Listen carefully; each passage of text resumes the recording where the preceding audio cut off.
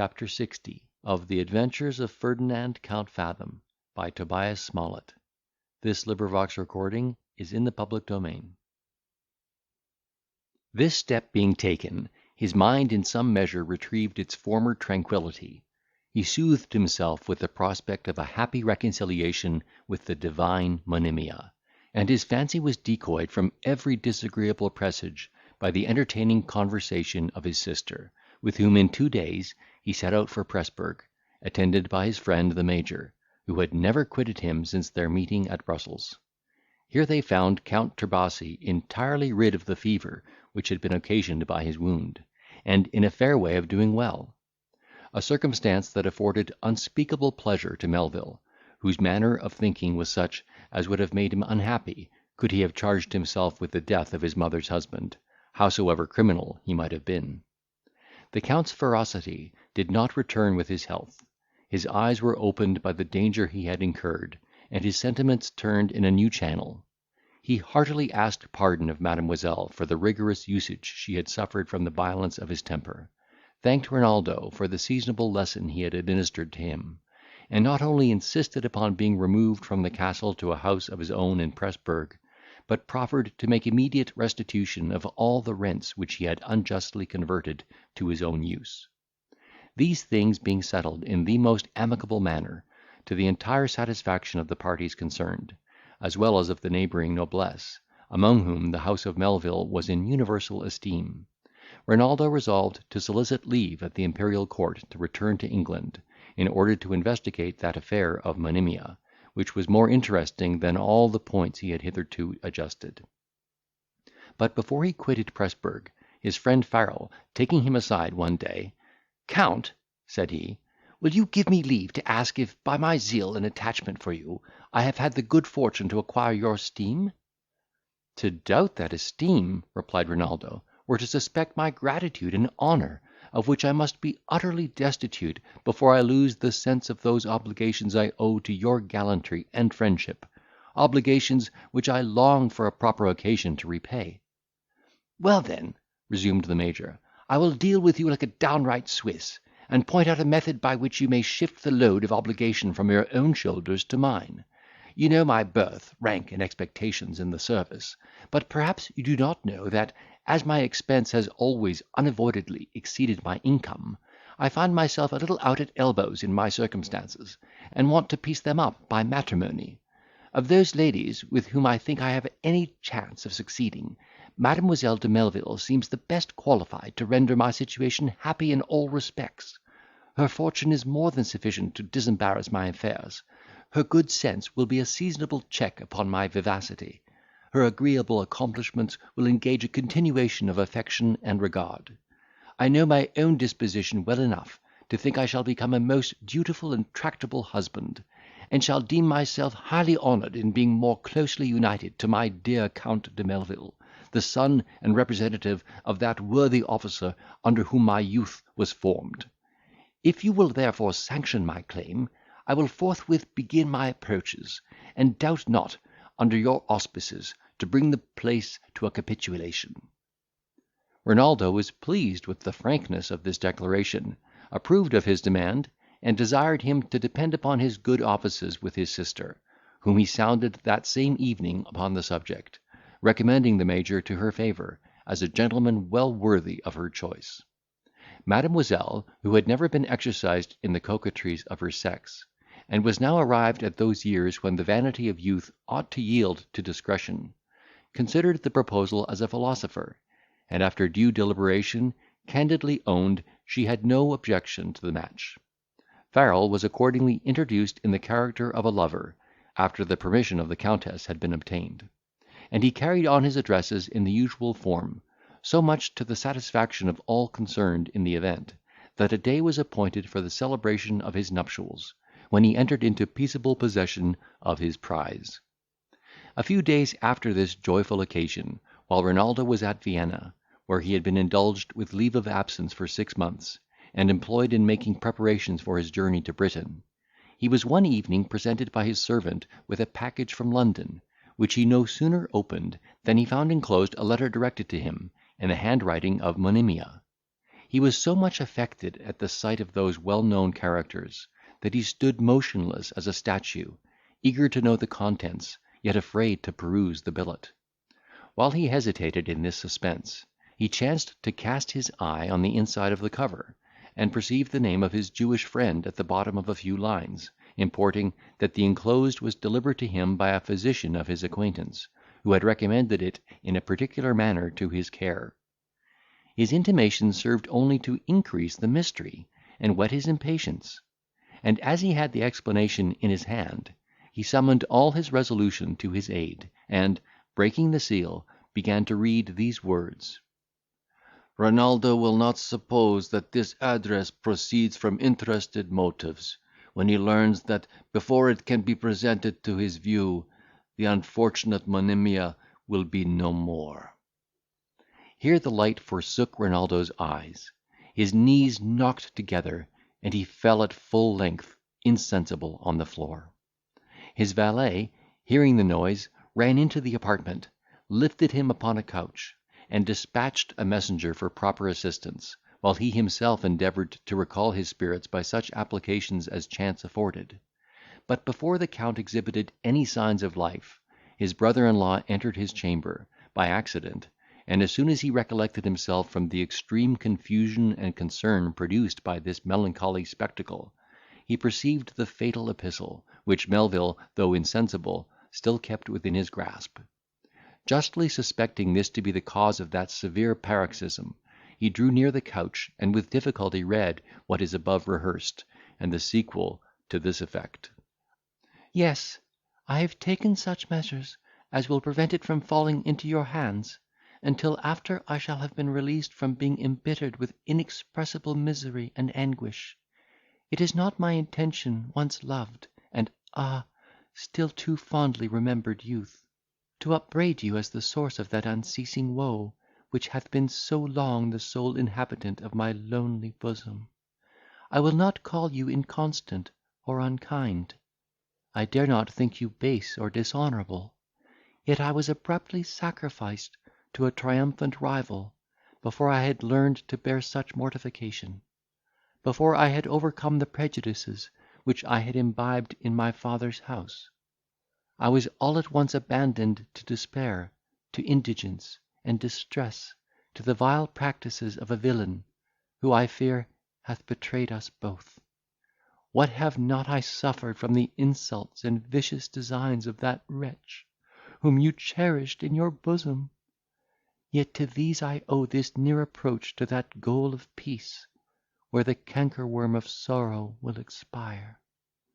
Beware of that artful traitor, and endeavour to overcome that levity of disposition which, if indulged, will not only stain your reputation, but also debauch the good qualities of your heart. I release you, in the sight of Heaven, from all obligations. If I have been injured, let not my wrongs be visited on the head of Renaldo, for whom shall be offered up the last fervent prayers of the hapless Monimia." This letter was a clue to the labyrinth of Melvil's distress. Though the Major had never heard him mention the name of this beauty, he had received such hints from his own wife as enabled him to comprehend the whole of the Count's disaster. By the administration of stimulating medicines, Renaldo recovered his perception, but this was a cruel alternative, considering the situation of his thoughts. The first word he pronounced was Monimia, with all the emphasis of the most violent despair. He perused the letter, and poured forth incoherent execrations against Fathom and himself. He exclaimed in a frantic tone, "She is lost for ever, murdered by my unkindness. We are both undone by the infernal arts of Fathom. Execrable monster! Restore her to my arms. If thou art not a fiend in reality, I will tear out thy false heart." So saying, he sprung upon his valet, who would have fallen a sacrifice to his undistinguishing fury, had not he been saved by the interposition of Farrel and the family. who disengaged him from his master's gripe by dint of force. Yet, notwithstanding their joint endeavours, he broke from this restraint, leaped upon the floor, and seizing his sword, attempted to plunge it in his own breast.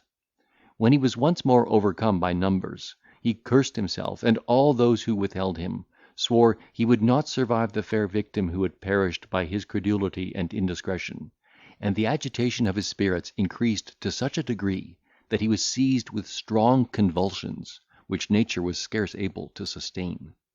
Every medical expedient was used to quiet his perturbation, which at length yielded so far as to subside into a continual fever and confirmed delirium, during which he ceased not to pour forth the most pathetic complaints touching his ruined love, and to rave about the ill-starred Monimia. The Major, half distracted by the calamity of his friend, would have concealed it from the knowledge of his family, had not the physician, by despairing of his life, laid him under the necessity of making them acquainted with his condition. The Countess and Mrs. Farrel were no sooner informed of his case than they hastened to the melancholy scene, where they found Renaldo deprived of his senses, panting under the rage of an exasperated disease. They saw his face distorted, and his eyes glaring with frenzy. They heard him invoke the name of Monimia, with a tenderness of accent which even the impulse of madness could not destroy. Then, with a sudden transition of tone and gesture, he denounced vengeance against her betrayer, and called upon the north wind to cool the fervour of his brain. His hair hung in dishevelled parcels, his cheeks were wan, his looks ghastly, his vigour was fled, and all the glory of his youth faded.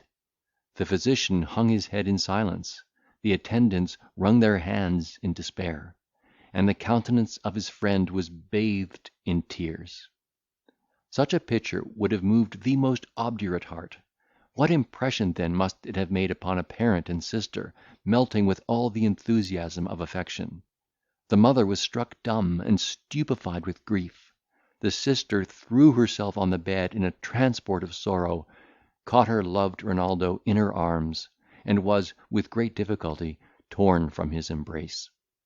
Such was the dismal reverse that overtook the late so happy family of Melvil. Such was the extremity to which the treachery of Fathom had reduced his best benefactor. 3 days did nature struggle with surprising efforts, and then the constitution seemed to sink under the victorious fever. Yet as his strength diminished, his delirium abated, and on the 5th morning he looked round, and recognised his weeping friends. Though now exhausted to the lowest ebb of life, he retained the perfect use of speech, and his reason being quite unclouded, spoke to each with equal kindness and composure. He congratulated himself upon the sight of shore after the horrors of such a tempest, called upon the Countess and his sister, who were not permitted to see him at such a juncture, and being apprised by the Major of his reason for excluding them from his presence, he applauded his concern, bequeathed them to his future care, and took leave of that gentleman with a cordial embrace. Then he desired to be left in private with a certain clergyman, who regulated the concerns of his soul, and he being dismissed, turned his face from the light, in expectation of his final discharge. In a few minutes all was still and dreary. He was no longer heard to breathe. No more the stream of life was perceived to circulate. He was supposed to be absolved from all his cares, and a universal groan from the bystanders announced the decease of the gallant, generous, and tender-hearted Renaldo. Come hither, ye, whom the pride of youth and health, of birth and affluence inflames, who tread the flowery maze of pleasure, trusting to the fruition of ever-circling joys; ye who glory in your accomplishments, who indulge the views of ambition, and lay schemes for future happiness and grandeur, contemplate here the vanity of life. Behold how low this excellent young man is laid, mowed down even in the blossom of his youth, when fortune seemed to open all her treasures to his worth. Such were the reflections of the generous Farrel, who, while he performed the last office of friendship, in closing the eyes of the much lamented Melville, perceived a warmth on the skin, which the hand of death seldom leaves unextinguished. This uncommon sensation he reported to the physician, who, though he could feel no pulsation of the heart or arteries, conjectured that life still lingered in some of its interior haunts, and immediately ordered such applications to the extremities and surface of the body as might help to concentrate and reinforce the natural heat. By these prescriptions, which for some time produced no sensible effect, the embers were, in all probability, kept glowing, and the vital power revived; for, after a considerable pause, respiration was gradually renewed at long intervals, a languid motion was perceived at the heart, a few feeble and irregular pulsations were felt at the wrist, the clay-coloured livery of death began to vanish from his face, the circulation acquired new force, and he opened his eyes with a sigh, which proclaimed his return from the shades of death.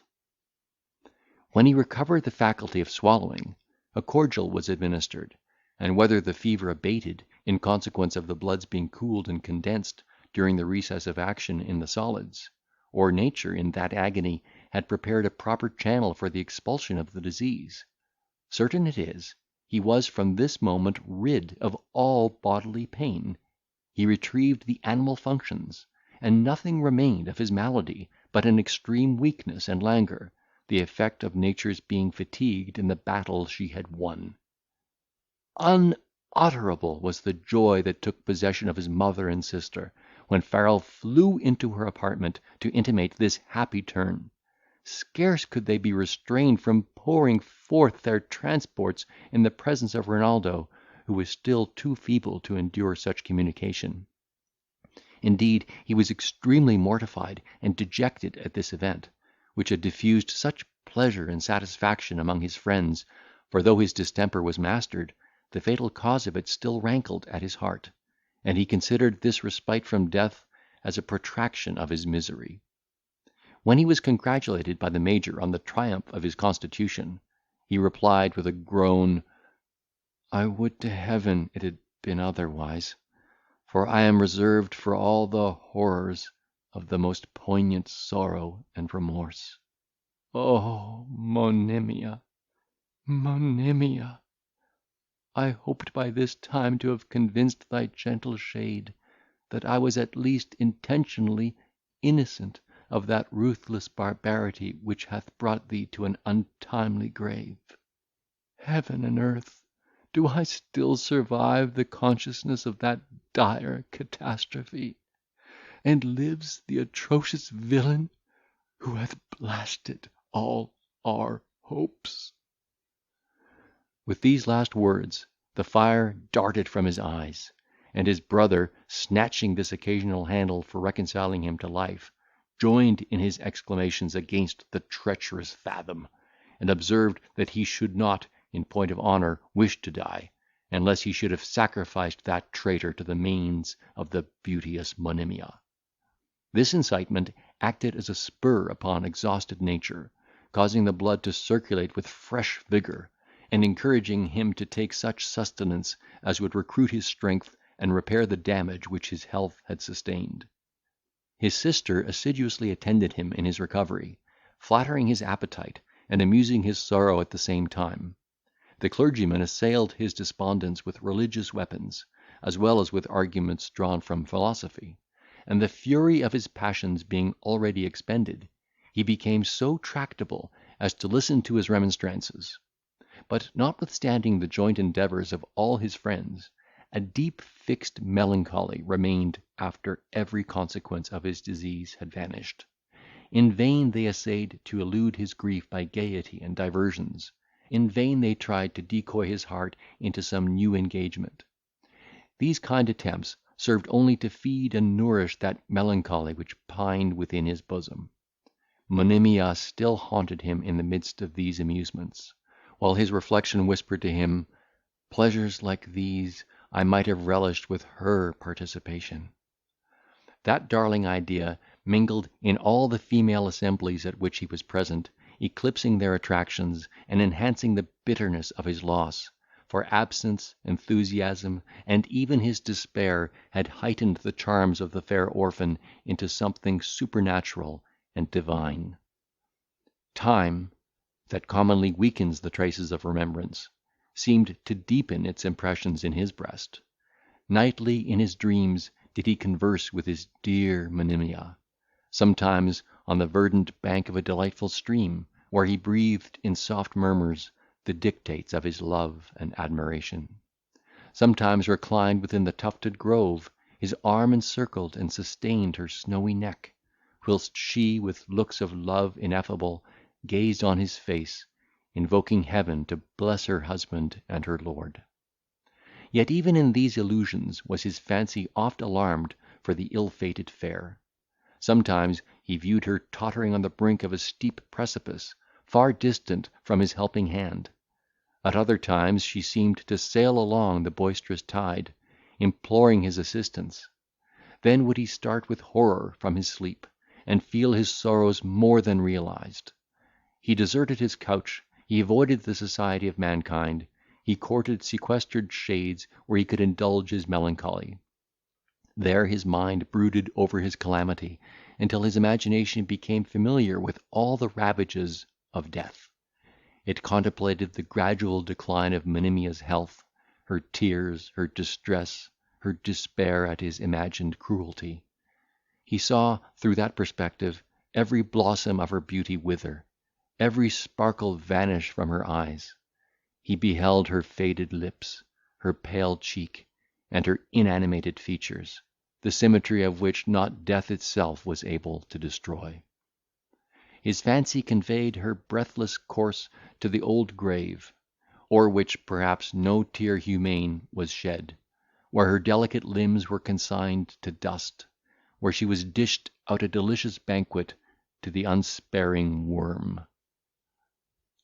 Over these pictures he dwelt with a sort of pleasing anguish, until he became so enamoured of her tomb, that he could no longer resist the desire that compelled him to make a pilgrimage to the dear hallowed spot, where all his once gay hopes lay buried, that he might nightly visit the silent habitation of his ruined love, embrace the sacred earth with which she was now compounded, moisten it with his tears, and bid the turf lie easy on her breast. Besides the prospect of this gloomy enjoyment, he was urged to return to England by an eager desire of taking vengeance on the perfidious Fathom, as well as of acquitting himself of the obligations he owed in that kingdom, to those who had assisted him in his distress. He therefore communicated his intention to Farrel, who would have insisted upon attending him in the journey, had not he been conjured to stay and manage Renaldo's affairs in his absence.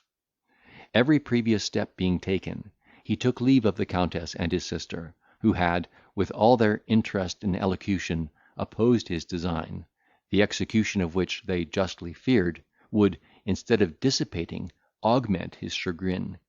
And now, seeing him determined, they shed a flood of tears at his departure, and he set out from Vienna in a post-chaise, accompanied by a trusty valet de chambre on horseback. End of chapter 60.